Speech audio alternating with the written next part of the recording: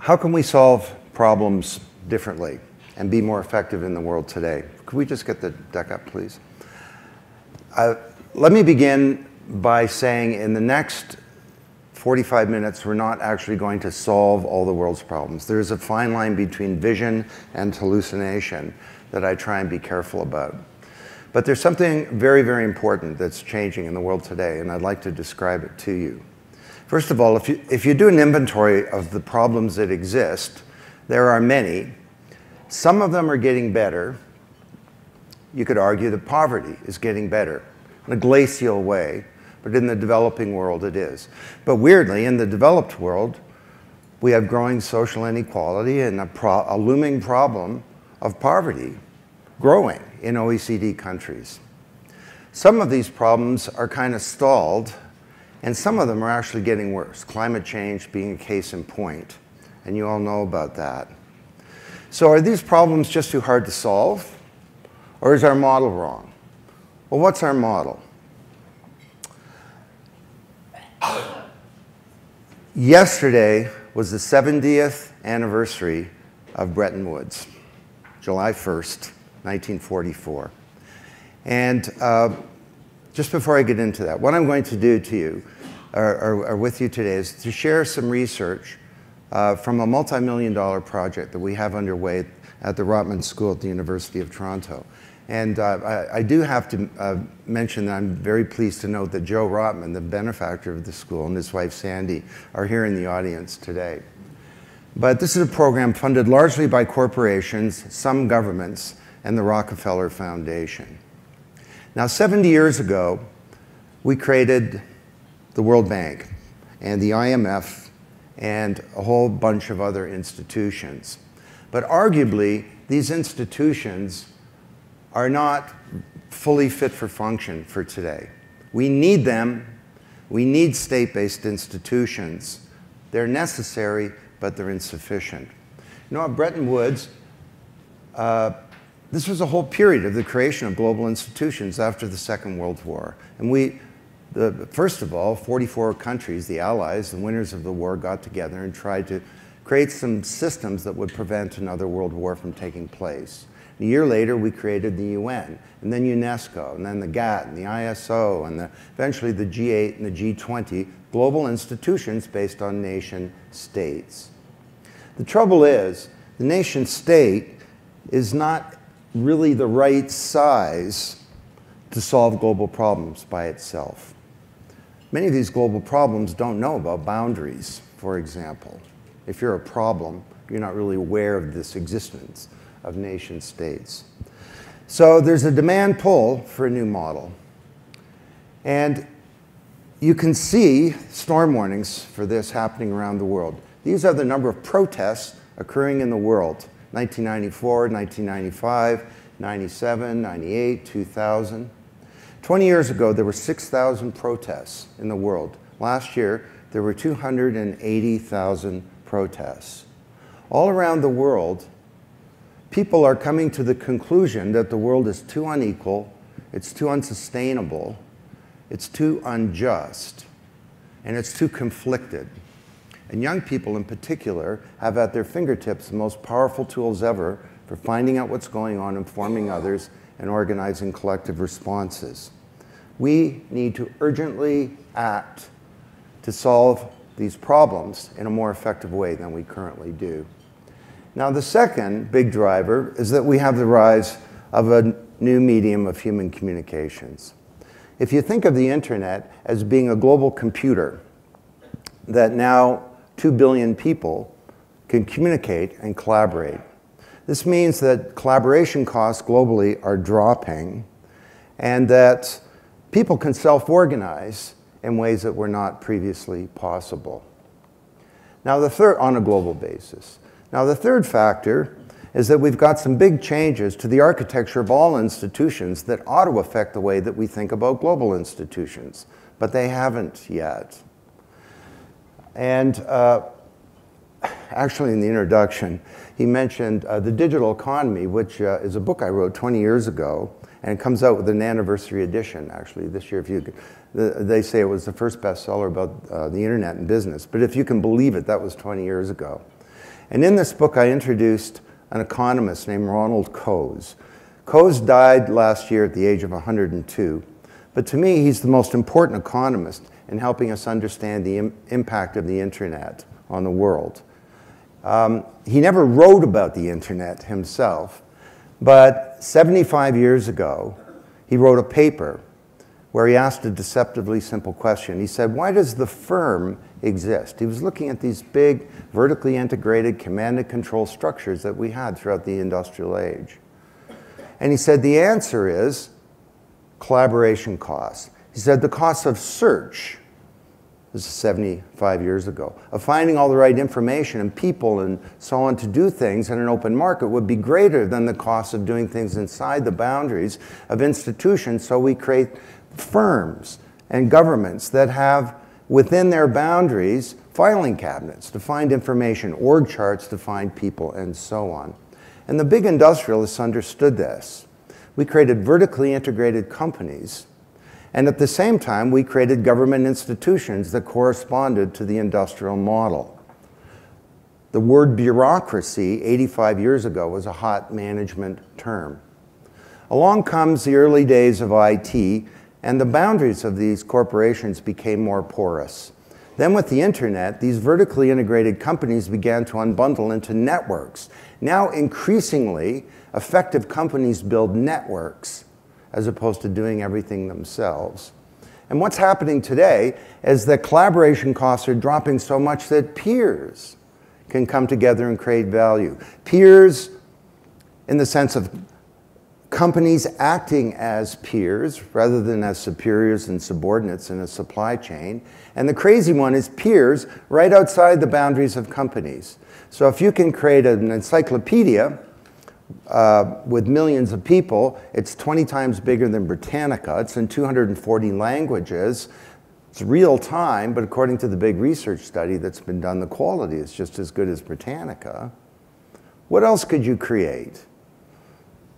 Peer production. You could create a computer operating system. The Linux operating system is created by a bunch of volunteers. It's now the dominant computer operating system in the world. You can create a physical good. It turns out the Chinese motorcycle industry is dozens of little companies. They all work together. They meet on the internet and in tea houses, and there's no Harley Davidson. There's no Yamaha. There's no OEM pulling all the strings. This is now 45% of global motorcycle production, and get ready for the $2,000 car from China using the same model. So this is a profound change in the deep structure and architecture of how we orchestrate capability, in this case, to create goods and services, but it's also leading to a profound change in how we orchestrate capability to create public value. The architecture of governments are beginning to change. Now, some of the terms, these are all open government terms. Transparency, and that's a good idea. Sunlight is the best disinfectant. And governments are becoming more naked, and that's good. Because when you're naked, there are some corollaries. I mean, fitness is no longer optional. You know, if you're going to be naked, you got to get buff. And that's good that governments are having to get buff. We've also got the notion of open government in the sense of open data. Governments releasing raw data and becoming a platform on which civil society, private companies, individuals, others can self-organize to create public value. And we also have the notion of citizen engagement. Now, in the last session here, we made a good point came up that this is not about direct democracy. We need representative democracy. But we need to find new ways of engaging citizens rather than the industrial model, which is I'm a politician, you vote for me, and I broadcast to you for 4 years, and then we get to do it over again. And there is a looming crisis on this topic. Now, I speak with some authority on this because I'm actually from Toronto, and that rather large, puffy person is our mayor, Rob Ford. And, but the problem is not just that Rob Ford is a drug-addicted, racist, homophobic, sexist thug who hangs out with criminal elements, and he does. More and more people are starting to wonder about the institution of City Hall, or the institution of, say, the US Congress. You know, government of the people, by the people, for the people. 92% of Americans want to see a law passed to have background checks on firearms. Congress can't pass a law expressing the will of the people. So increasingly, young people around the world are not voting. All around the world, 34 OECD countries, voting is declining, some cases rapidly. And more young people agree with that bumper sticker, "Don't vote, it only encourages them." Well, they're wrong, but we have a full-blown crisis here that we need to address. And I'll just give you my little Davos moment. I was on a panel at Davos this year, and it was a panel on citizen engagement. And I was making this case about the crisis of legitimacy. And I said, if we don't fix this, we're going to see a social conflagration in the Western world that'll make the 1960s look like kids' stuff. I get stopped by somebody else on the panel, a youngster in his 20s. He created a network called Avaz, A-V-A-Z. Any of you heard of Avaz? Okay. It has 34 million members. And he says, whoa, Don, just a second. I mean, I kind of get your point, but not really. Why is it a problem if all around the world a new generation of young people come to the conclusion that our fossilized institutions of democracy are bankrupt? And I was like, I was speechless. Bob Dylan, there's something going on here and you don't know what it is. Now, he's wrong, of course. We need representative democracy, but this is a looming problem. And it's expressing itself now on the global stage. So just like within our cities, states, and countries, we need to move towards a second era of democracy. We created a first era that was great. It was a lot better than what existed before. We created these representative institutions, but there was a weak public mandate and citizens were inert. Surely we can move towards a whole new model that we have stronger representation, but it's based on a culture of public deliberation and active citizenship. Young people want to be engaged. My generation grew up being the passive recipient of media. These kids have grown up interacting, and they want to be involved. So you put all that together, and you add one more thing, and this is a powerful force for a new model in solving global problems. There were no at Bretton Woods, 1944, there were lots of countries. States were there, and states made all the decisions. There were some corporations in the room, but they weren't really at the table. But now we have corporations that have become pillars of society. So who's the #1 organization in the world fighting for democratic rights in China? What would you say? US State Department? The UN? Yeah. I think you could make a case that it's Google. Google's fighting the government of China. According to Eric Schmidt, they're going to win. It'll be impossible to censor things in 10 years because of technology. There were civil society organizations at Bretton Woods, but they weren't at the table either, because the civil society wasn't viewed as important. There were 50 meaningful NGOs in the world in 1944. Today, the civil society is 15% of the US economy. So this is a powerful new force. And then we have a fourth pillar, and it's a new one. It's you. You can be a pillar of society. So 2 youngsters in Boston during the Haitian earthquake can go onto the Ushahidi network, find a 7-year-old girl buried in the rubble. She's been there for 4 days. She's dying. She gets out a little message, text message in Creole. They pick it up. They translate it, triangulate her location, advise the authorities her life is saved. 2 20-somethings in Boston can be pillars of society helping to solve a global problem, because the Haitian earthquake was a global problem.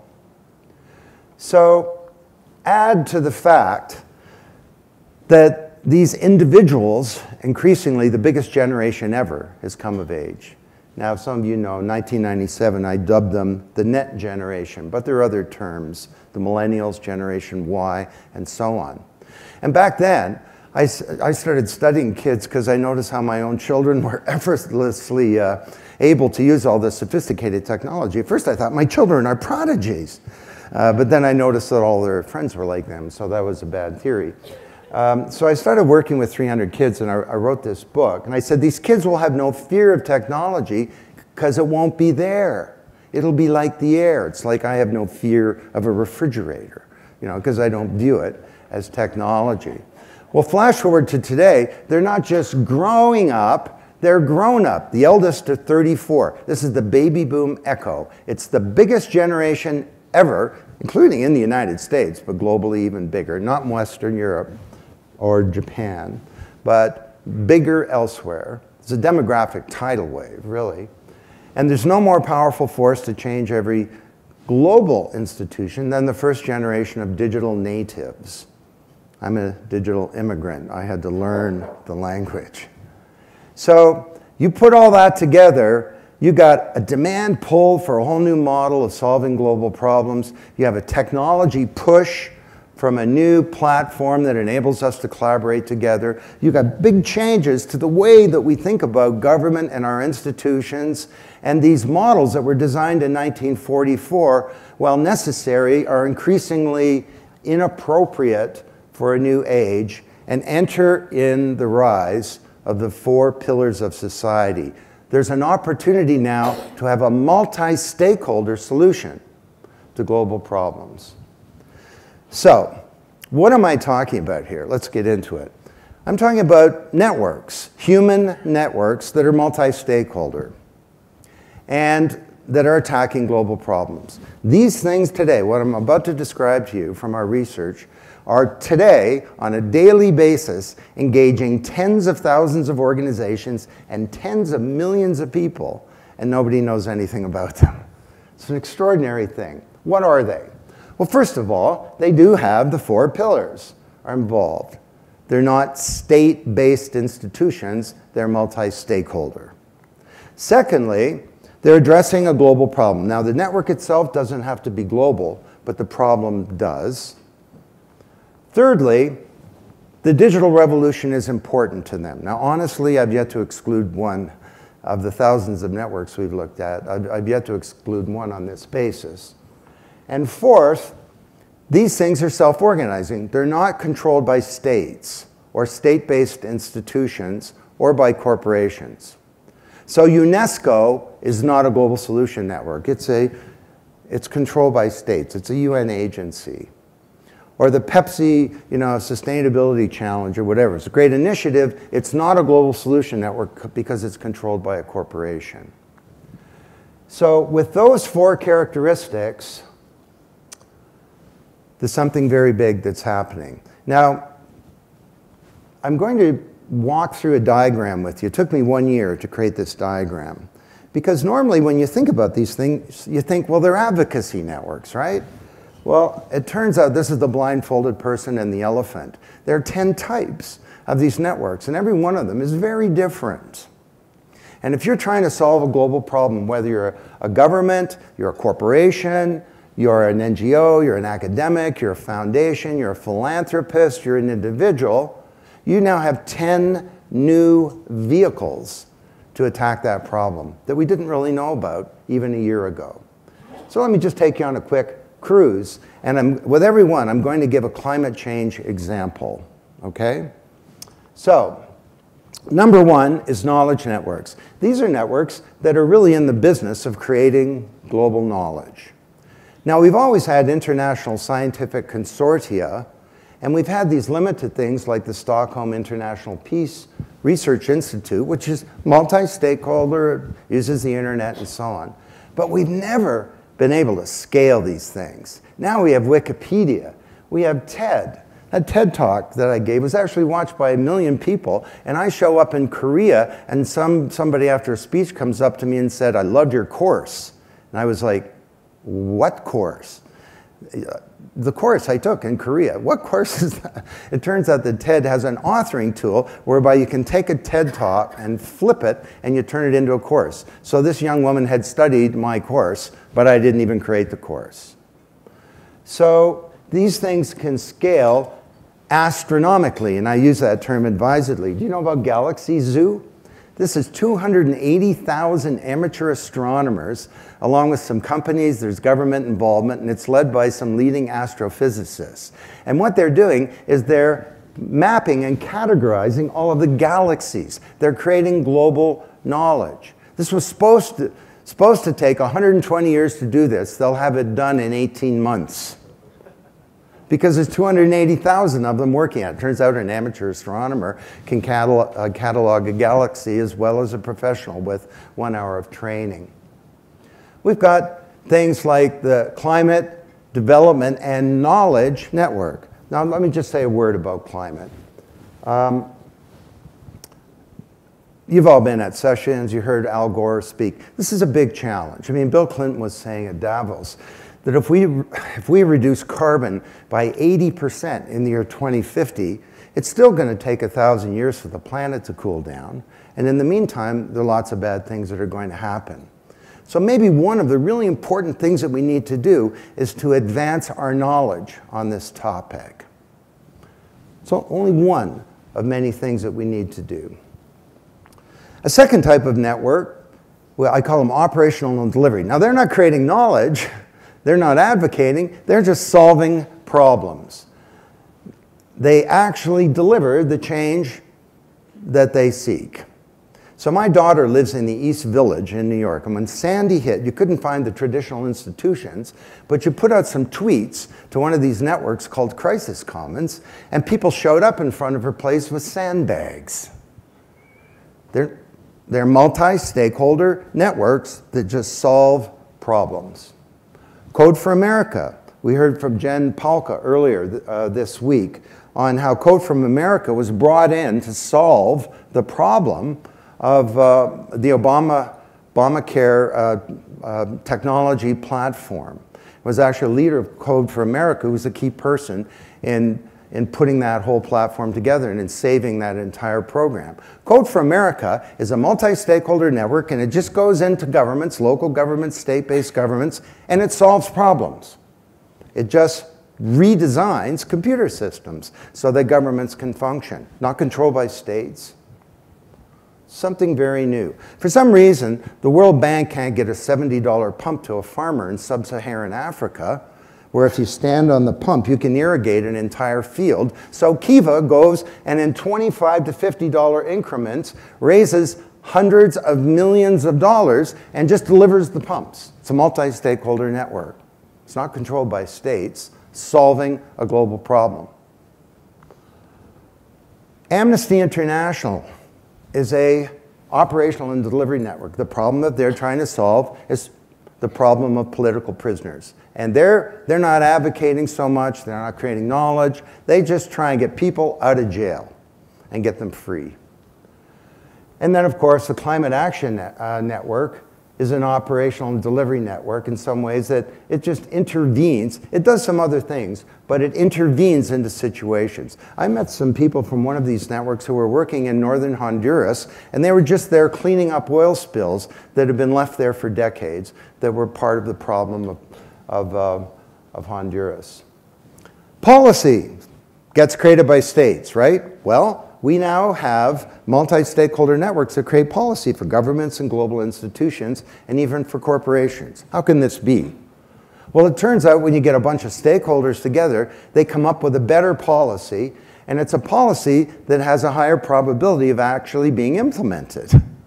So the International Competition Network is developing global competition policy. It's not controlled by the UN, by the World Bank, by the IMF, by anything. It's a multi-stakeholder network. There's all kinds of great policy that's being developed for cities by global multi-stakeholder networks. The C40 Cities Network is a great example, creating policy for cities around climate change. Number 4 is advocacy networks. Now, who here, advocacy networks are advocating and trying to get governments and traditional corporations to change their behavior. Who saw the video Coney 2012? Could you put up your hands, please? Can you hold them up? Oh, okay. Homework assignment. Go talk to your teenager, your granddaughter or something. This was about the Ugandan warlord Joseph Kony. He's a bad guy. He's allegedly kidnapped 60,000 children. The girls become sex slaves, the boys become soldiers. If you misbehave, he cuts off your face, and then you have to go kill your family. So he's a bad guy, seriously. And nobody had ever heard of him. So this little multi-stakeholder network, an advocacy network, called Invisible Children, created a half-hour video. I watched this about Joseph Kony with the goal of making him famous. I watched this video on a Monday afternoon at about 2 o'clock, and 12,000 people saw the video on the first day. When I watched it again on Friday at noon, 84 million people had watched this video. And the following week, the US Congress took action to hunt down Joseph Kony. Now, they haven't got him, but his life is a lot tougher. And it's much more difficult for him to go about his evil activity. Now, there are lots of problems with this, and we're studying these as part of this program. I mean, it's inspired, but is it legitimate? You know, where does the money go? And how do you get to influence the policy? And should we have more US troops in Uganda, as they say? Is that the right approach? But it's an example of how advocacy can scale now in ways that we never imagined before. So, 350.org around climate change, building a global climate movement. That's what needs to be done, right? We have to mobilize the planet. Now, we've been mobilized before around world wars. The planet has been mobilized, but we were on different sides. We need to mobilize the planet so that we're on the same side. So advocacy is really important. The Climate Reality Project. Over here, it's Get Smart. So this is how you can learn. And then you go over here, it's called Get Loud. And this is how you can make your voice heard. And over here, it's Get Active. Here's how you can become engaged as an active advocate around this question. Now, we need states to step up on climate change, but every one of these types of networks is having an impact on states. Watchdog networks are different. They're in the transparency business. They scrutinize institutions to get them to behave appropriately. Now, the gold standard of watchdog networks is Human Rights Watch. It's in Syria right now, trying to find out what's really going on. They were key around the whole chemical weapons discovery. But they're all around the world scrutinizing governments, and they're doing an effective job. They're a multi-stakeholder network. They're not really an NGO. We're not talking about NGOs here. The Sunlight Foundation, same thing. The Global Forest Watch is scrutinizing and making transparent and known to the world what's happening to our forests. Platforms is a new one. I named it platforms because these are not trying to solve the problem of poverty or conflict or infectious disease or climate change or sexual violence or any of the other problems that we have. They're creating a platform for others to do that. And there's some extraordinary platforms that are underway today. I mean, change.org is a pretty simple one. It's a platform for you to organize petitions and to build support for something. The Sojo is an example of some of these newer platforms. You go on there, and it's about bringing about change. I have some ideas, but I don't know where to start. I have a particular idea that I'm looking to develop. No, I have already started implementing my idea, but I'm stuck on a particular part. I'm looking for personal support to keep motivated, and so on. So whatever issue is that you care about, this is a platform that enables you to organize. Now, Ushahidi is probably the biggest platform today in the world. Do you know about Ushahidi? It was created after the 2007 elections in Uganda, where there was terrible violence, and the press and civil society wasn't able to really organize against that violence. So a young lawyer named Ori Okolo, she created the Ushahidi network where people could report. There's people being killed over here, there's hacking there, or there's something going on, and it became visible to the world. And as a result, the international community got involved and the authorities got involved, and they were able to stop the violence. And many people say that Ushahidi was the key to that occurring. Now, it's been used It's being used right now in the Philippines around the super typhoon, and it was used in the Haitian earthquake. It was used in Washington, D.C. during Snowmageddon a few years back, where people couldn't move. And so they reported, here's what's going on in this particular street. Has anyone been to Burning Man here? I gave a talk on, it's called South by Southwest. Big crowd. In the front were a whole bunch of people dressed like Sgt. Pepper's Lonely Hearts Club Band. And I wondered, who are these weird people? And they were loving what I was saying. At the end, they came up and they said, we're the founders of Burning Man, and we think we're a platform. I said, I thought Burning Man was a place where you go and smoke dope and get naked. And they said, well, there might be some of that going on, but we're a community. First of all, we're a pop-up city, and we're experimenting with new models of social organization. But we also have 500,000 burners who throughout the year collaborate on trying to solve global problems.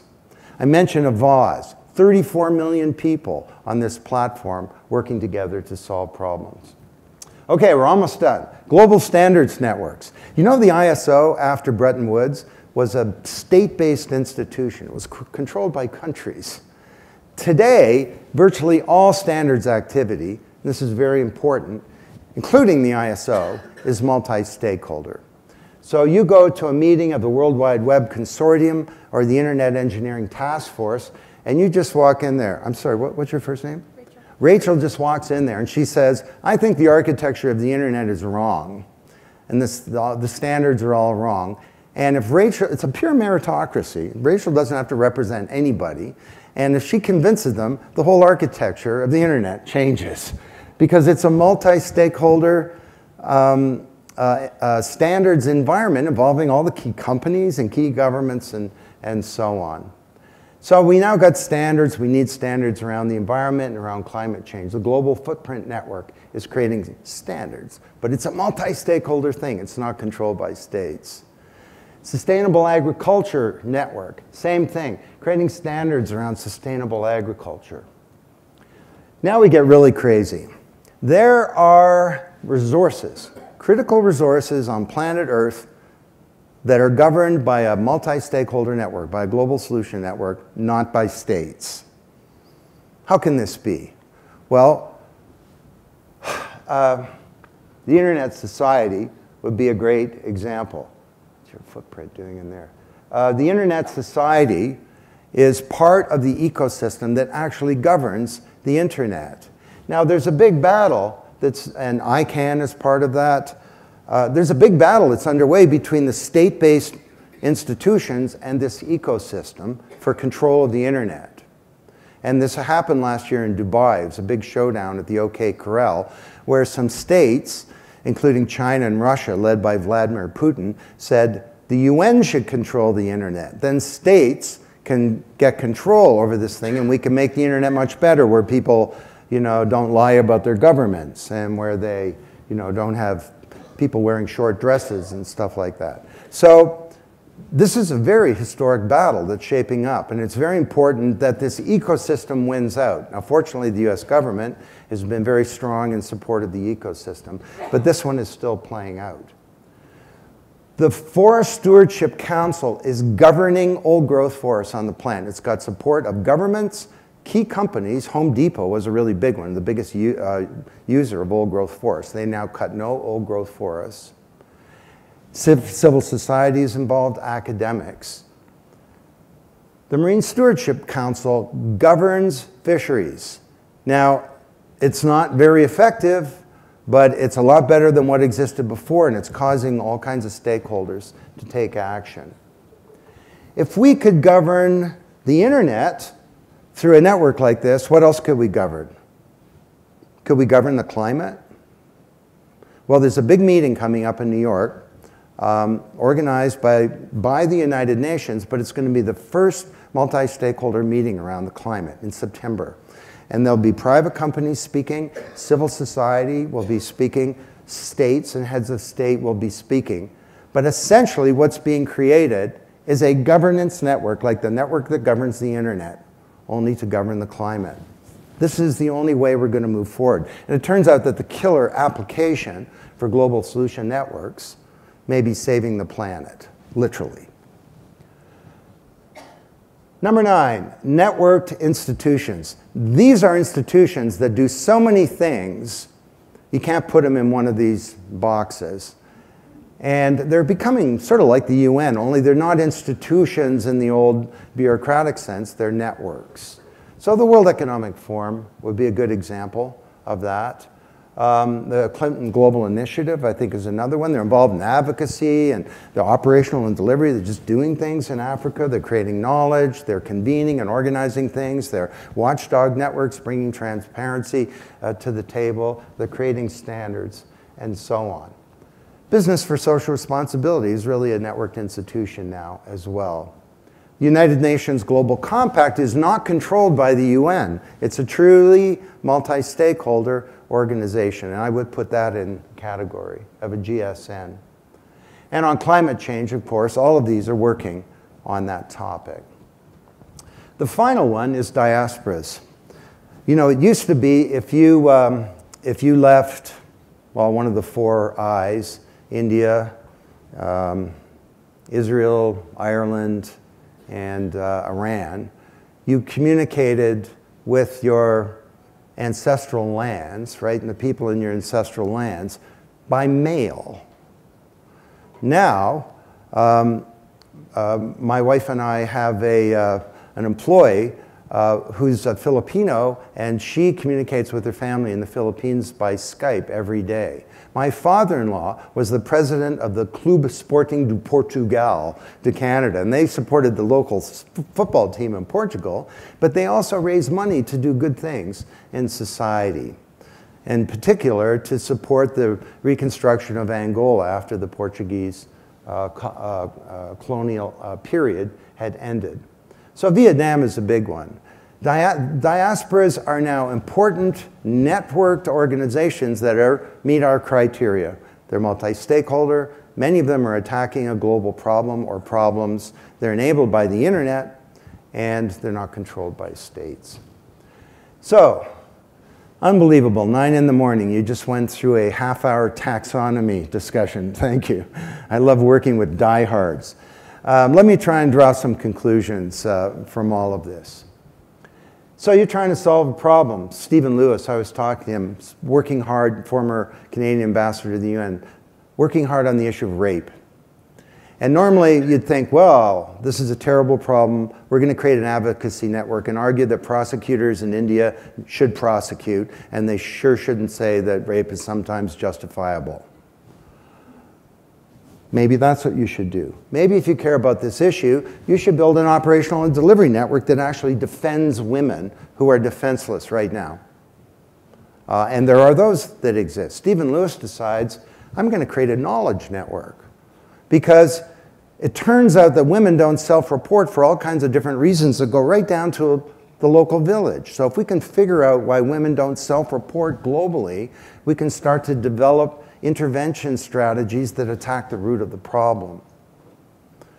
So if there's something that you care about a lot, think about which of these 10 types of networks am I in, or if I'm not in one, can I join one, or if there isn't one, can I start one up? Now, there are lots of tough issues that we're looking at. How do they become legitimate? You say what you like about the UN, but at least the UN can say, well, we're legitimate. We get voted by countries and states all around the world.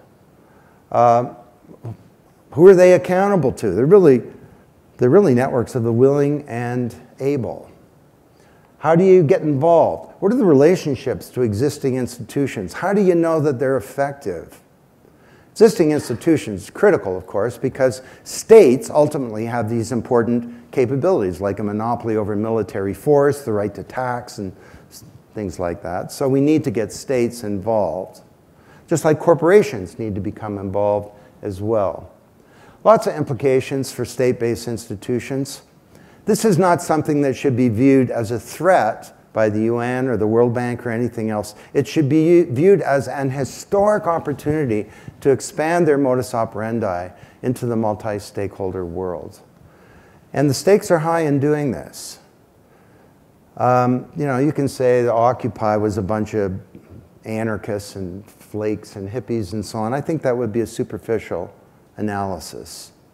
It's just scratching the surface of a very, very explosive situation in the world. You could say the London rioters were thugs and criminals. Some of them were, but that would be a superficial analysis. When I was a kid, I was involved in the civil rights movement, the women's rights movement, the anti-war movement. The biggest demonstration we ever had in Canada, and it took 18 months to organize, was 25,000 people.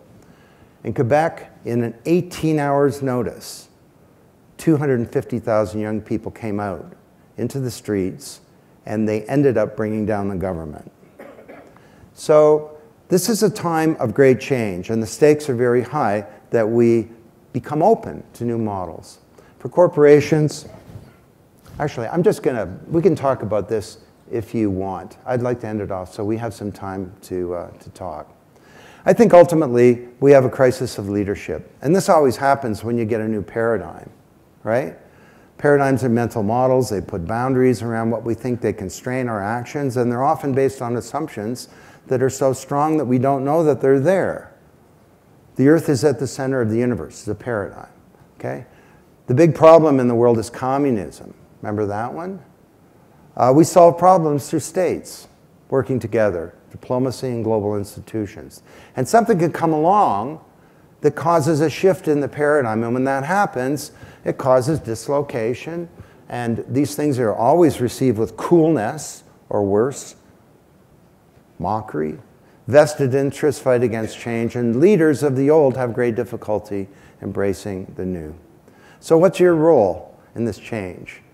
Well, this is a time of self-organization where we don't have to look to our heads of state and our global institutions to bring about change. We can all be pillars of society, and we can all become leaders if we want. I'd encourage you, this is all published free under a Creative Commons license. You just go to gsnetworks.org.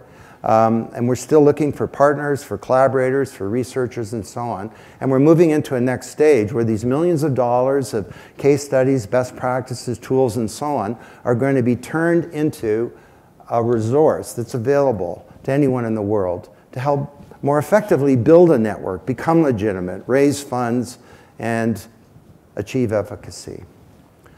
So you look today at the world, and sometimes it looks kind of bleak, and I've been at some sessions here where there's a lot of bleakness permeating the room.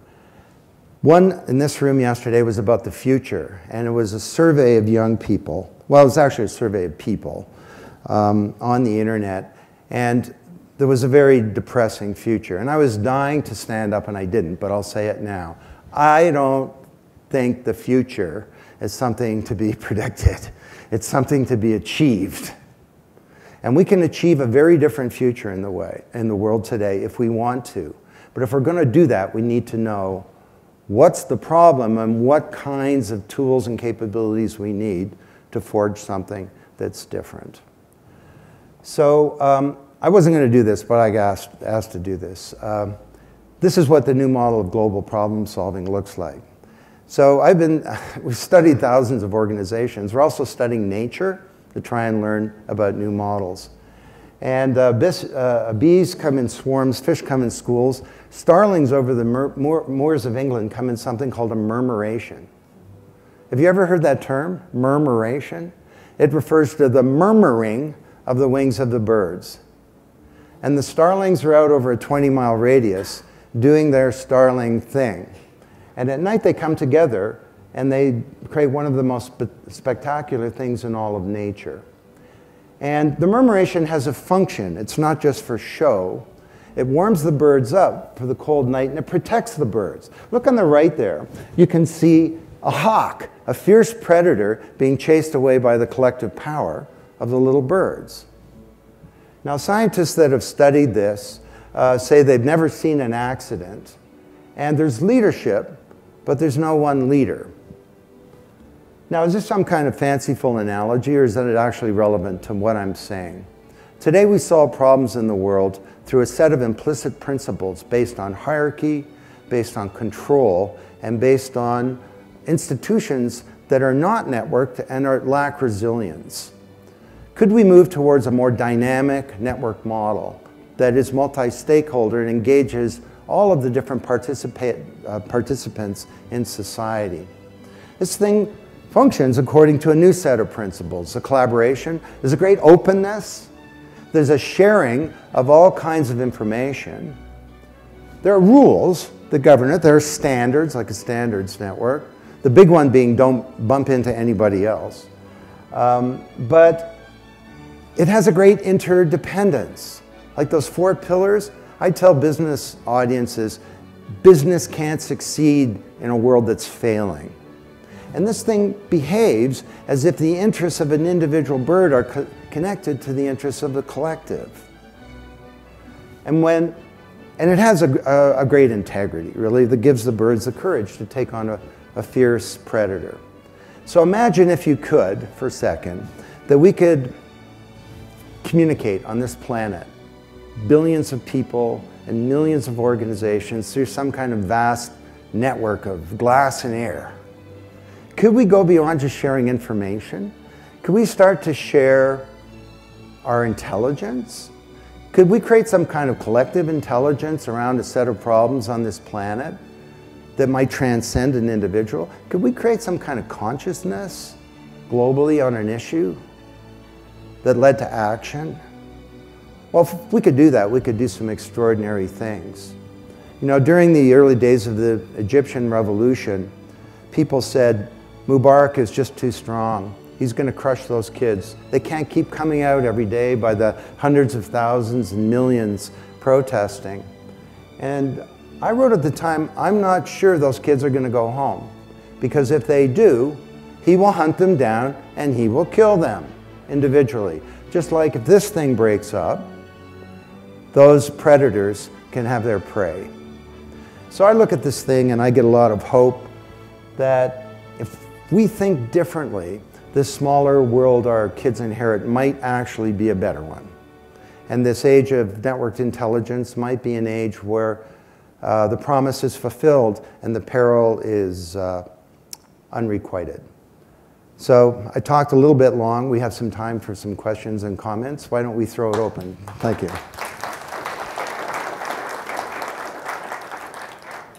Thank you so much. I'm not sure if this is on, but after the Boston Marathon bombing, there were 2 people who were not the perpetrators who were falsely identified by a number of the press as well as individuals.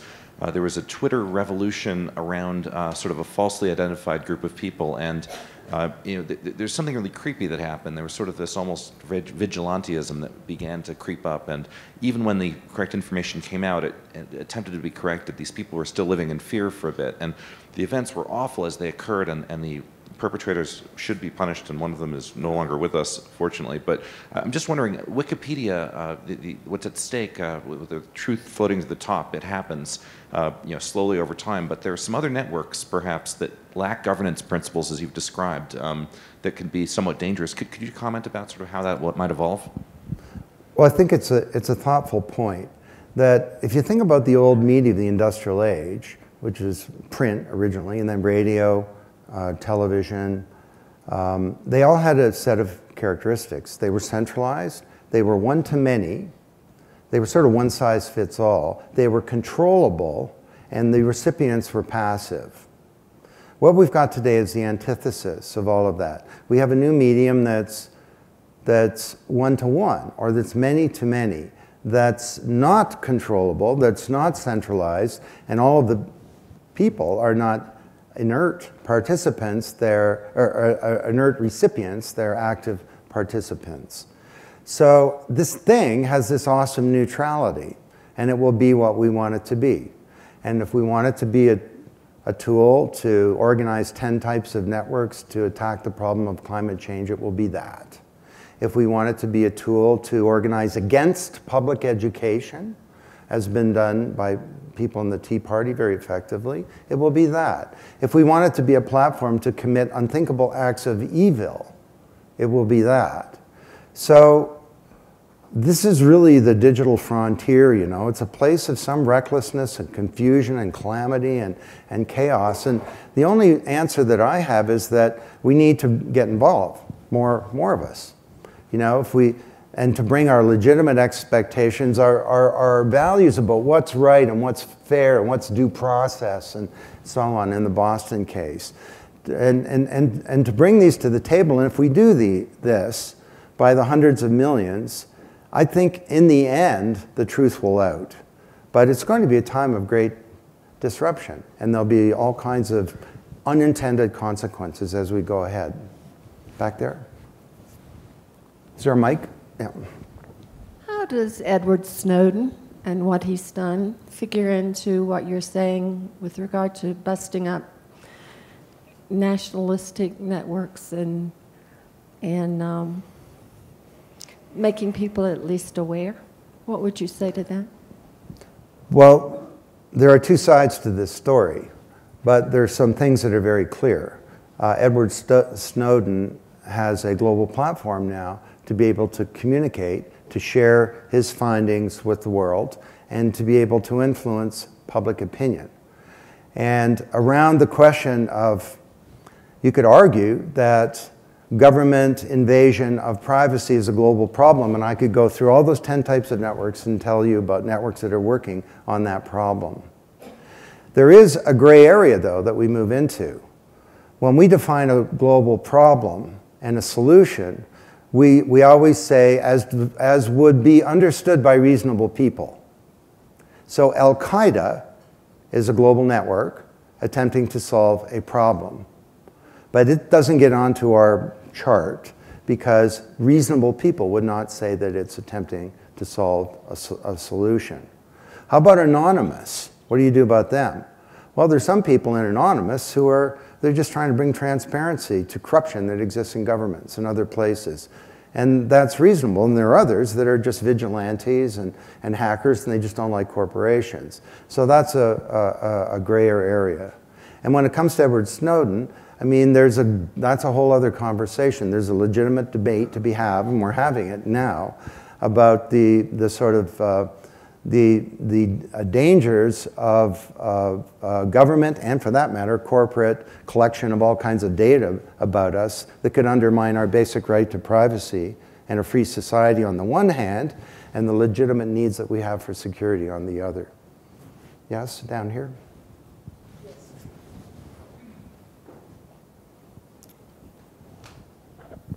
Based on the last slide about your analogy, it shows that you seem to really emphasize the importance of organizing and collective action against what you do not like. But one can argue that if you look at Occupy the Wall Street, Tea Party, Tahrir Square, it looked like when there is a big organizing without a sense of direction, it actually does not make things get better. Can you comment on that? Every one of these, first of all, we're looking at 30 different issues, from climate change to gender violence and so on. Nearly all of these movements that we've been studying are movements that I would judge as being progressive, that are moving the ball forward. What happened in the Arab Spring is a whole other conversation. In my view, is that the arc of history is a positive one. Democracy never comes easy. And it turns out with these wiki revolutions, you can bring down a government really easy, but you need an organization to build a new government. And so they're very immature in that sense. But overall, I think that I'm hopeful that this is moving in the right direction. But again, the only thing that I have to say is get involved. Don't be a passive recipient. The future is not something to be observed or predicted. It's something to be achieved. We have time for one more, yeah? Traditional organizations, whether they're governmental or corporate, presumably are not going away anytime soon. How can traditional organizations work most effectively with these new networks that you've described? Okay, well, I'm so happy you asked that because it's a good place to end. So let's talk about corporations. I think companies are changing, and they have a big opportunity here because business can't succeed in a world that's failing. And there was this expression, you do well by doing good. And corporate social responsibility types always loved that expression. I don't think it was true. I think lots of companies did well by being really bad, by externalizing their costs onto society, including having terrible labor practices or doing all kinds of things. But increasingly, in part because of transparency and in part because of a new ethos of people like Indra Nooyi that say, no, this is not about corporate social responsibility, CSR, just giving some money to a good cause. It's about companies stepping up and participating fully in society, building integrity into their products and services and doing the right thing. So there's a big opportunity here for companies to engage and participate with these networks. In the past, we might just give money to an NGO. Well, now you can use those funds to leverage much bigger capability by helping to build a global solution network where you get private resources, where you get more civil society participation, where you get academics, where you may even get governments involved. So when I'm talking to CEOs, I'm like, don't go about, this is a big change in terms of the relationship of corporations to solving problems in the world. That you now can participate fully as a pillar of society in building these networks and having a much bigger impact.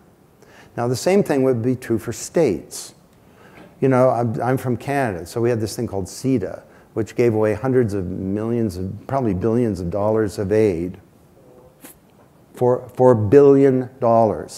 And this is from Canada, so you can do the math on what foreign aid would be for the US. Well, maybe rather than just giving money to to governments or to NGOs or something, the governments could start to think this way about getting network effects and leveraging the power of networks to have a much bigger influence in the world. So to me, however, this is a big change in the nature of these traditional institutions and in how they engage with the rest of the world. So I'd encourage any of you, gsnetworks.org, go there, it's all free, and if you want to get involved and collaborate, you know where to find me. Thank you very much.